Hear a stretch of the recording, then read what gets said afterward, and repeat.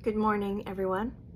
It has been quite a morning here at the studio, and if you are not aware, on February 10th, we entered a new lunar year, which is the Chinese New Year of the Dragon. And those years can offer quick change, and I know some people are very scared about what quick change means, and it can be a lot of things. Change is change. Change should always be good because it's shifting and growing and learning and moving forward. Although it can be scary, there can be some unexpected changes that can be disruptive. And that's just been the theme in the studio today. People are having a really hard time going with the flow. And I have a number of clients over the past couple of weeks who I have this image of, well, you have a choice. You have a water slide. Do you want to go down the water slide when there's water in it, or when it's dry, when you're like bang, bang, bang, stick all the way down? You want to go when there's water in it. So the flow of energy, or how you deal with these problems, how your thoughts, your emotions, and even your body, if you are in the flow, you're able to weather these storms a little bit easier. And I think it's been a hard start to this. Like, we started out okay, but the last couple days have been a little bit difficult for people. So it just keeps coming up over and over again. And I don't know if any of you are familiar with Tosha Silver. She has this book called Change Me Prayers. She has several books, and I use them more in an oracle sense, in that either I'm thinking, okay, this is a flow problem, and I'll go in and look up flow, or there are days where it's like, well, let's just see what the book has to say today, and you flip the pages and find the page that applies to you, and it always works. I don't know how, but it always works. So I want to take an excerpt from this today on flow. It's the topic of flow. This is page 210 in Tosha Silver's Change Me Prayers. Divine Beloved, change me into one who can move or not move in right timing. I am filled with the peace of God, and you can apply whatever God means to you in this term. Divine Beloved, change me into one who can roll calmly and peacefully with the unfolding flow, holding my center amidst volatile shifts. All is well. Change me, Divine Beloved, into one who moves with deep ease and allowing. Let me trust where the flow is guiding me, knowing all unfolds in the right time and way. I am yours, you are mine, we are one, all is well. And that's an excerpt, there's more at the beginning. But if that one doesn't hold enough for you, this one's an easy one that you can use at any time. You can make up your own little words, but the nature or the feeling of the words is what we're going for here. So for every overwhelming dilemma, all-purpose change me prayer. This is an all-purpose change me prayer. Change me, Divine Beloved, into one who knows how the heck to do this. Take me over, lead the way.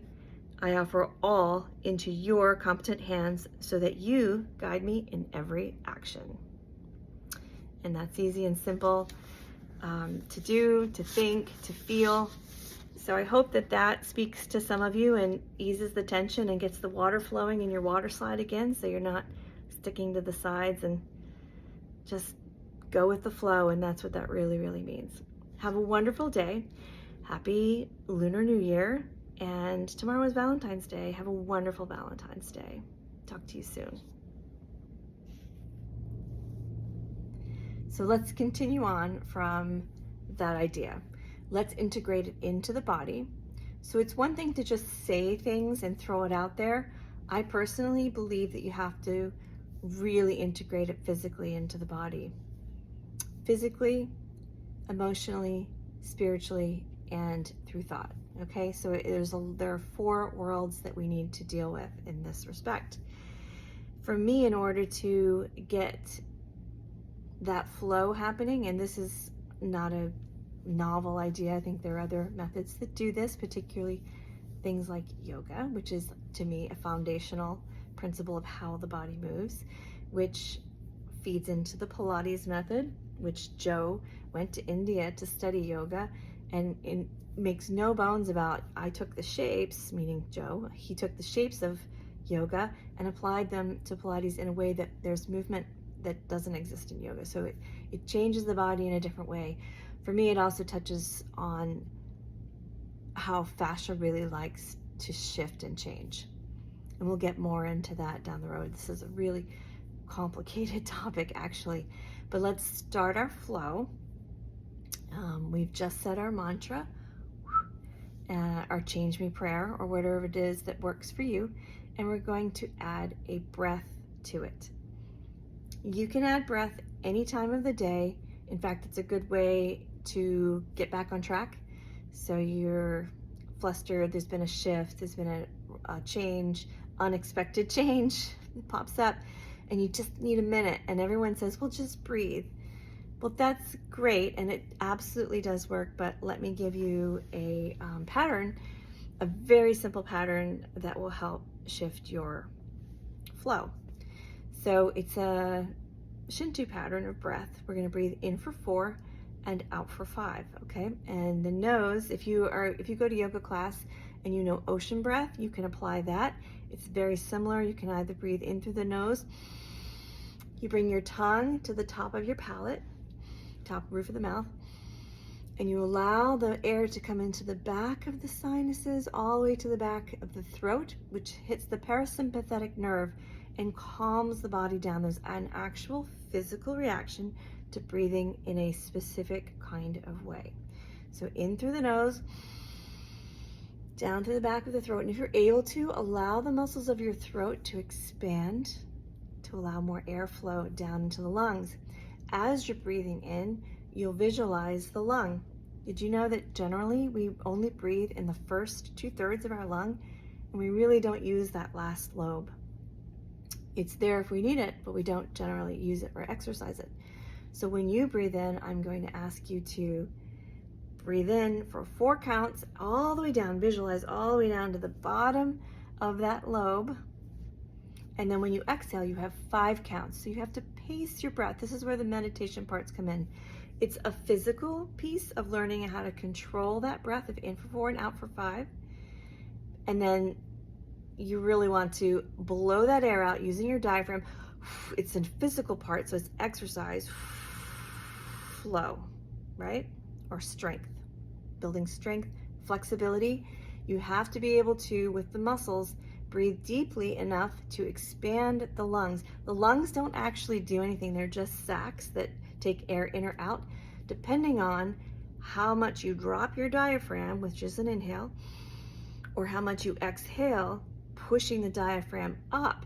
And this is a muscle, and it comes down and it goes up, okay? The other limiting factor to deep breaths is tightness around the lung tissue, the muscles around the lungs, or the inability of the diaphragm to actually move. See, there's a few things. If you practice breathing every day for a month, just a few minutes a day, you can improve your breath capacity significantly. I've seen some amazing things, but you really do have to stick with it to make it change. And if at first you think, I can't do that, I don't have any air, just stick with it. Try. If you start to have anxious feelings come up, relax for a minute, try it again. The goal is to just keep trying, keep practicing, okay? So we will bring our breath in through the nose, and then out through the nose, so that ocean breath again. You can make a sound in the back of the throat, or blowing out through a straw. Some of you can't breathe well through your nose. So in through the nose, back of the throat.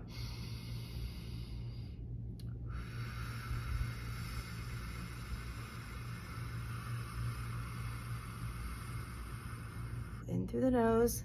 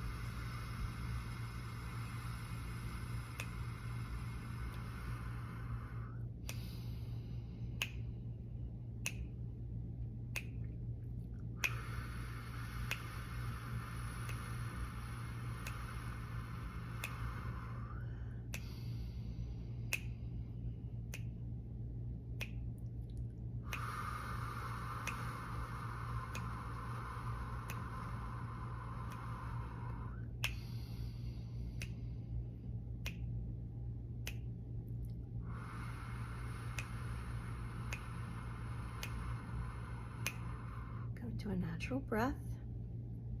Notice the weight of your body. Notice if your voice changed. Notice if you feel calmer.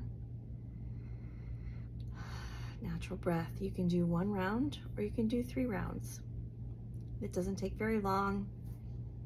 Give it a whirl. Let me know how it goes, and I will see you very soon. Take care.